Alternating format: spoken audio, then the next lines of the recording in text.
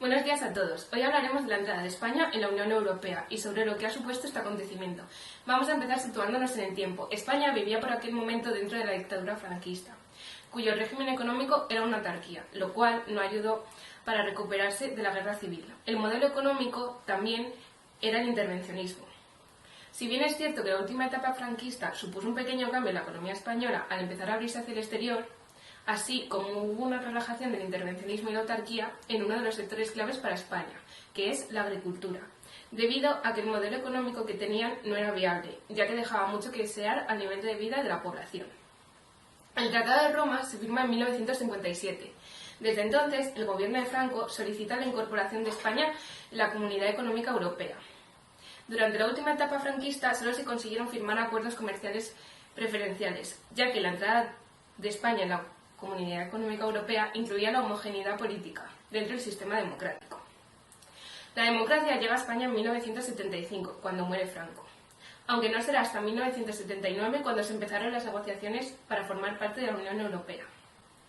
Durante varios años, los gobiernos de Suárez y Calvo Sotelo pidieron el ingreso a España, pero hubo muchas dificultades para ellos debido a que la estructura económica de España contradecía los intereses europeos, sobre todo en pesca y agricultura, que eran los sectores más importantes. La petición de adhesión a la Comunidad Económica Europea, o Unión Europea como se llama hoy en día, no fue hasta el 12 de junio de 1985, con la firma del Tratado de Adhesión en Madrid, así como la integración efectiva fue el 1 de enero de 1986.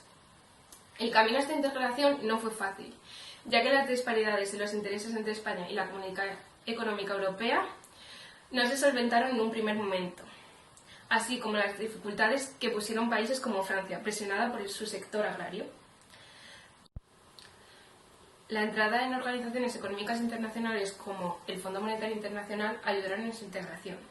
España tuvo que pasar por condiciones bastante duras impuestas por nuevos socios europeos, sobre todo en los sectores en los que España era mucho más competitiva que el resto, como por ejemplo la agricultura y la ganadería. Por otro lado, España logró ventajas a largo plazo en sectores como la industria, las finanzas y también con el Acuerdo Schengen consiguió la libre movilidad por todo el territorio europeo. Así como más tarde con el Tratado de Maastricht se inició el proceso para tener una única moneda, el euro. Una de las cosas de las que más se ha beneficiado España al entrar en la Unión Europea ha sido en materias primas, debido a que es un país muy dependiente de estas. La crisis del petróleo en 1973 influenció de igual manera para que España tardara más en unirse a la Comunidad Económica Europea. Su adhesión supuso el impulso económico que necesitaba. Como bien ha mencionado nuestra compañera Bea, el camino de la integración de España a la Unión Europea no fue corto ni sencillo. Para poder entender este proceso deberemos remontarnos a 1959, cuando en España imperaba un régimen autárquico, pasando por fases liberatorias de la economía hasta la integración en la Unión Europea en 1986. Alrededor de 1959, los líderes del gobierno franquista empezaron a verse presionados por el descontento de la población, debido a las malas condiciones de vida resultantes del régimen autárquico, y se dieron las primeras huelgas del periodo franquista. Con el objetivo de una mejora, España puso en marcha el Plan de Estabilización de julio de 1959, a lo que se denomina la primera fase liberatoria, un plan sin precedentes que afectaba al comercio exterior de la economía española. En primer lugar, se acometió una importante devaluación de la moneda, que fijó el tipo de cambio de la peseta respecto al dólar en 60 pesetas por dólar. También se suprimió el sistema de tipos de cambios múltiples y se estableció un tipo único. Además, se llevó a cabo un plan de liberalización del sector exterior, que afectó rápidamente al 50% de las importaciones del país.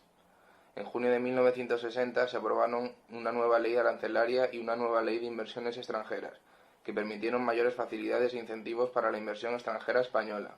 Este plan fue el comienzo de la liberalización de la economía española al exterior, creciendo el indicador de apertura económica en 5 puntos porcentuales. Tras años de mejora después de la pequeña apertura de la economía española, alrededor de 1966 el ciclo económico expansivo que se inició en 1960 comienza a perder vigor. La inflación empieza a ser un problema y surgen tensiones deficitarias en la balanza de pagos. Esta recesión de la economía del país conduce al gobierno franquista a diseñar en noviembre de 1967 un nuevo programa económico, que incluyó otra devaluación de la peseta en un 16,7%, dando lugar a la segunda fase liberatoria. Tras años de difíciles negociaciones con la Comunidad Económica Europea, España finalmente firmó el 29 de junio de 1970 un acuerdo preferencial con la misma, haciéndose efectivo el 1 de octubre. El acuerdo preferencial con la CEE de 1970 incluyó importantes medidas liberalizadoras del comercio exterior, como la progresiva eliminación de las restricciones cuantitativas al comercio, reducciones arancelarias que hicieron que el 60% de las importaciones españolas procedentes de la CEE se vieran afectadas.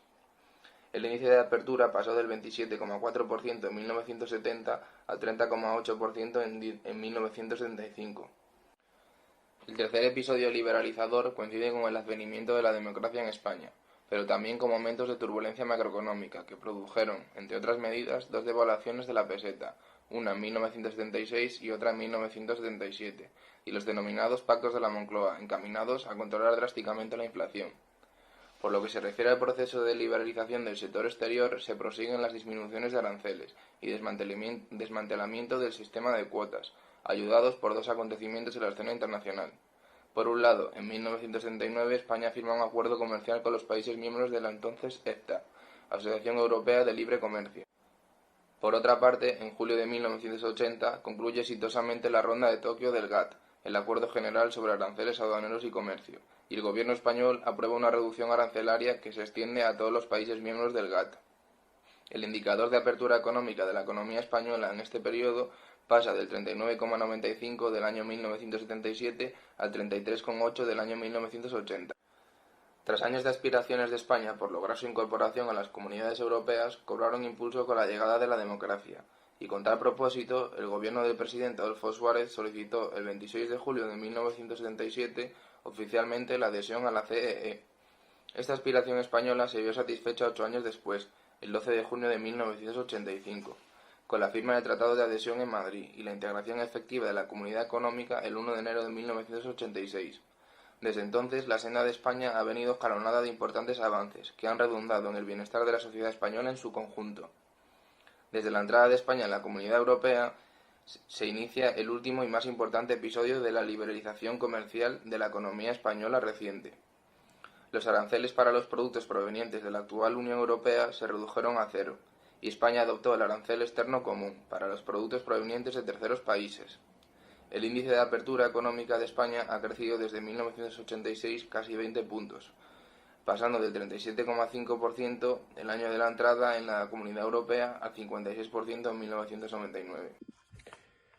Desde que España entró en la Comunidad Económica Europea, su política económica se enfocó en reducir la intervención del Estado. El objetivo era mejorar los mercados competitivos para mejorar la eficiencia de la producción. La gran mayoría de las veces, estas decisiones han sido aplicadas por los acuerdos de liberalización tomados por la Unión Europea.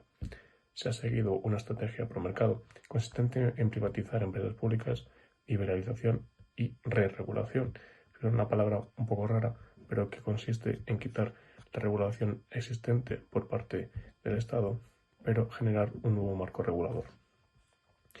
Una de las mayores ambiciones de la actual Unión Europea fue, durante muchos años, la Unión Económica y Monetaria, la UEM.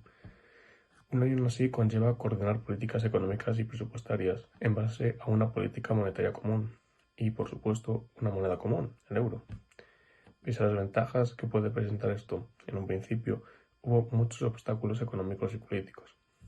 Se podría decir que, en el camino hacia el euro, el punto de partida fue la puesta en marcha del Sistema Monetario Europeo, el SME, en 1979. Hay que tener en cuenta que en ese entonces la inestabilidad que las crisis de petróleo provocaron en los mercados monetarios internacionales amenazaban uno de los pilares del momento de la entonces Comunidad Económica Europea, la política raya común.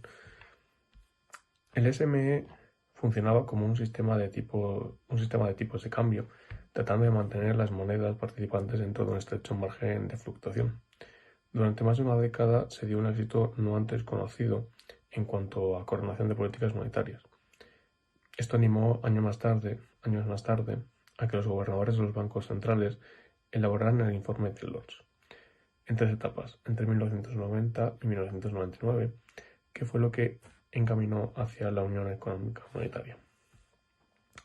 Una vez que los líderes europeos aceptaron las recomendaciones de este informe, se aprobó el nuevo Tratado de la Unión Europea, que recogía las condiciones para aplicar la OEM en el Consejo Europeo de Maastricht en diciembre de 1991.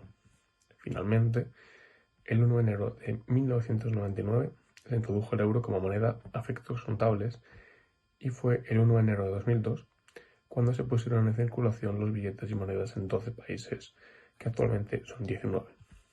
Hoy en día, 20 años después, contamos con muchos datos y estudios para poder analizar los efectos. Los criterios de convergencia nominal que se establecieron en los años 90 supusieron un gran esfuerzo para algunos países, pero que sin embargo en algunas ocasiones no habían seguido la teoría que ya existía sobre las ventajas y desventajas de la UE. Porque en realidad lo que dice la teoría económica tiene que ver con la convergencia real, no con la convergencia nominal.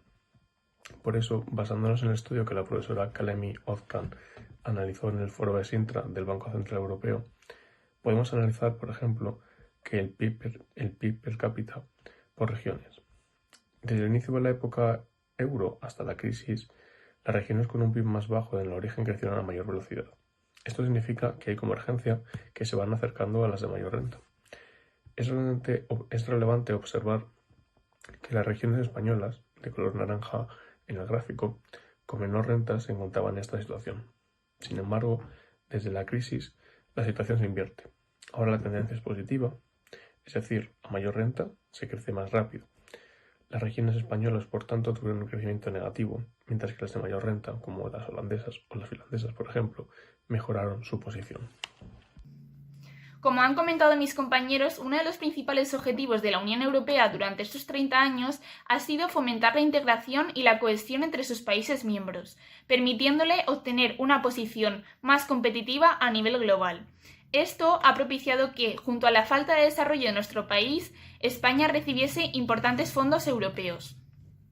Por lo tanto, la incorporación de España a la Unión Europea ha supuesto tener que adaptarse a un mercado más competitivo que el español. De esta forma, España ha conseguido modernizarse, no solo desde el punto de vista económico, sino también político. En cuanto a las consecuencias políticas, es importante mencionar que España hoy en día es un país democrático y europeo. Gracias a esto se ha logrado poner fin al problema de su gobernabilidad y el de su identidad como nación, incorporándose en el ámbito internacional. En cuanto a la política exterior española, España estaba integrada plenamente en Europa, y el eje de la política exterior fue la alianza con Francia y Alemania.